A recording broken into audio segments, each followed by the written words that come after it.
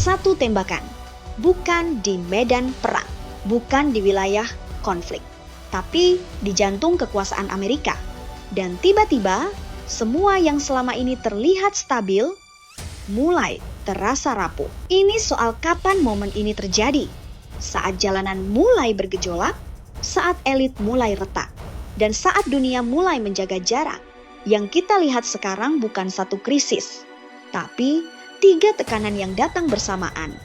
Dan dalam sejarah Amerika modern, kombinasi seperti ini hampir tidak pernah berakhir biasa. Selama ini, ruang elit politik Amerika selalu diasosiasikan dengan kontrol, dengan sistem yang rapi, dengan stabilitas yang nyaris tak tergoyahkan. Tapi ketika insiden seperti ini bisa terjadi di ruang sekelas itu, yang retak bukan hanya lapisan luar, yang terganggu adalah rasa aman itu sendiri. Fakta dasarnya memang sederhana. Insiden terjadi, presiden dilaporkan aman, aparat bergerak cepat. Secara prosedural, semuanya terlihat terkendali. Tapi, geopolitik tidak bekerja hanya dengan fakta. Ia bergerak oleh momentum. Dan lebih dari itu, oleh persepsi. Dan peristiwa ini datang di waktu yang sangat sensitif. Karena Amerika saat ini bukan dalam kondisi stabil. Tekanan sudah lebih dulu muncul dari dalam. Di berbagai kota, gelombang protes mulai terlihat. Ini bukan lagi sekadar ekspresi ketidakpuasan biasa. Narasinya berubah dari kritik menjadi tuntutan. Dan yang membuat situasi ini berbeda adalah siapa yang ikut turun ke jalan. Bukan hanya aktivis, bukan hanya kelompok sipil, tapi juga veteran militer. Ini bukan detail kecil. Dalam struktur sosial Amerika, veteran memiliki posisi simbolik yang kuat. Mereka bukan sekadar warga, mereka representasi pengorbanan negara. Ketika mereka ikut memprotes kebijakan negara, itu mengirim pesan yang sangat dalam, bahwa kepercayaan tidak lagi solid, bahwa legitimasi mulai retak. Dan dalam politik, retakan legitimasi jauh lebih berbahaya daripada sekadar penurunan popularitas. Karena legitimasi adalah fondasi. Tanpa itu, kekuasaan tidak jatuh seketika, tapi mulai kehilangan pijakan. Di saat yang sama, tekanan juga datang dari dalam lingkar kekuasaan itu sendiri. Beberapa pejabat tinggi diberhentikan. Ketegangan dalam kabinet mulai terlihat ke permukaan.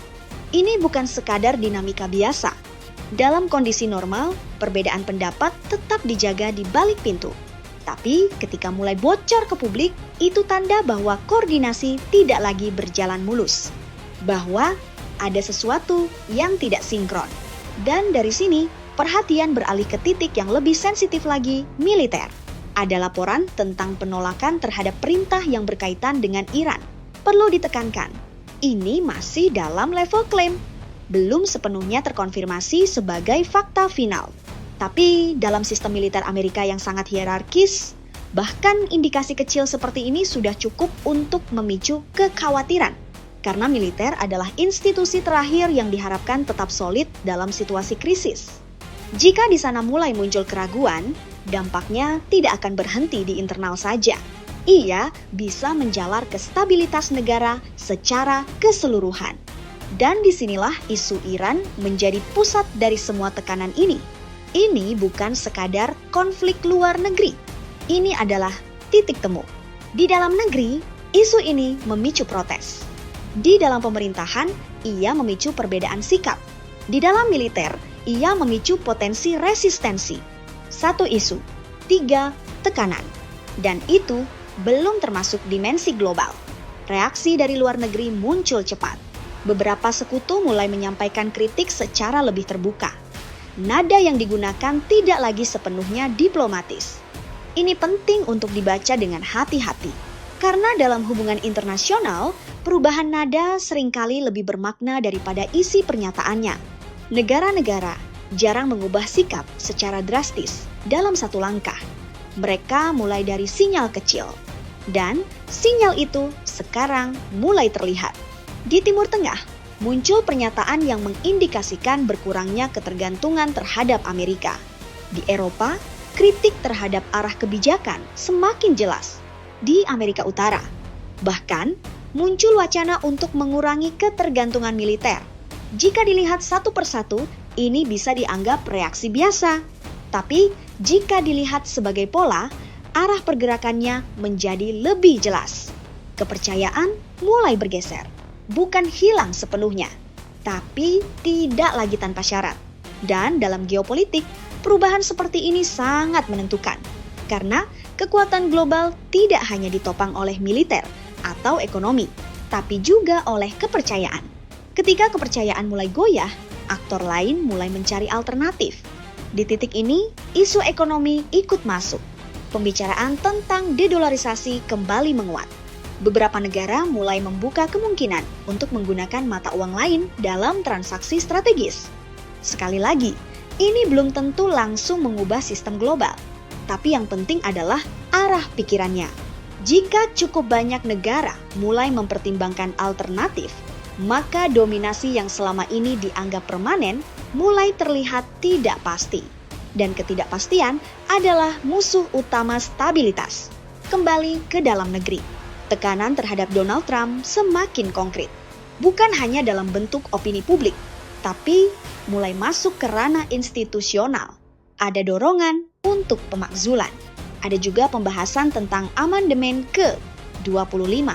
Dua jalur ini berbeda secara mekanisme, tapi keduanya memiliki makna yang sama, bahwa situasi dianggap cukup serius untuk mempertimbangkan langkah ekstrim, namun penting untuk tetap proporsional. Belum ada kepastian bahwa salah satu jalur ini akan benar-benar terjadi.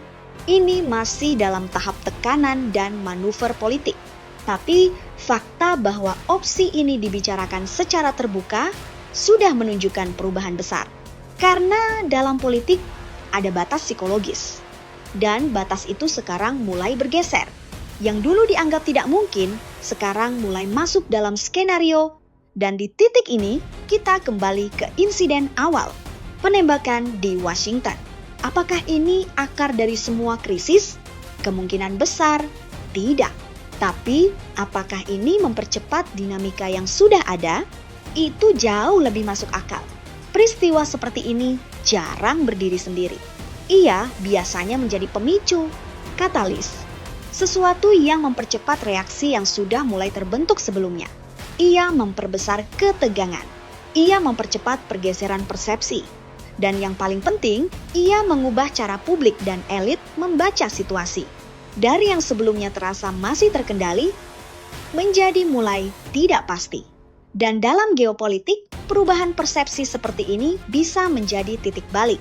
Karena keputusan besar seringkali tidak diambil saat kondisi benar-benar runtuh. Tapi, saat aktor-aktor mulai merasa bahwa keruntuhan itu mungkin terjadi, jadi pertanyaan besarnya sekarang bukan lagi tentang apa yang terjadi, tapi tentang arah. Apakah ini hanya fase tekanan yang akan mereda? Atau ini adalah momen di mana berbagai tekanan mulai bertemu dan saling memperkuat? Karena jika tekanan dari jalanan terus meningkat, jika retakan di dalam elit semakin melebar, dan jika dunia luar terus menyesuaikan jaraknya, maka yang berubah bukan hanya satu kebijakan, bukan hanya satu pemerintahan, tapi cara dunia melihat kekuatan Amerika itu sendiri. Dan jika persepsi itu benar-benar berubah, dampaknya tidak akan berhenti di Washington, tapi akan terasa ke seluruh sistem global.